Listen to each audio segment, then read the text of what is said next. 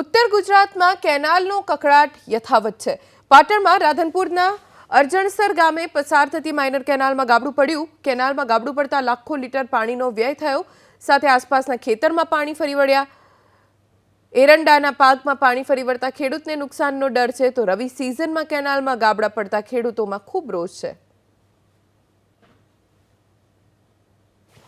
સાબરકાંઠાના પ્રાંતિજ પંથક ફ્લાવરની ખેતી માટે જગવિખ્યાત છે, પરંતુ પોષણક્ષમ ભાવ ન મળતા ફ્લાવર પકવતા ખેડૂતો ચિંતામાં મુકાયા છે। મોંઘા ભાવના બિયારણ, જંતુનાશક દવા અને રાસાયણિક ખાતરને લાવી અને મહા મહેનતે ખેડૂતોએ પાક તૈયાર કર્યો, પરંતુ ચાલુ વર્ષે યોગ્ય વાતાવરણ ન હોવાના કારણે અને ભાવ પણ યોગ્ય ન મળવાના કારણે ખેડૂતો પરેશાન છે।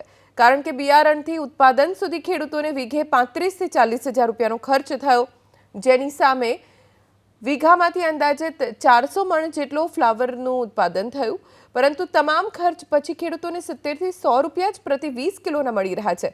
ગત વર્ષની સરખામણીએ ચાલુ વર્ષે ખેડૂતોને ભાવ પણ યોગ્ય નથી મળ્યો, સાથે વાતાવરણ પણ યોગ્ય ન રહેવાના કારણે ઉત્પાદન પણ ઘટ્યું, જેના કારણે ખેડૂતોને બમણો માર સહન કરવો પડ્યો।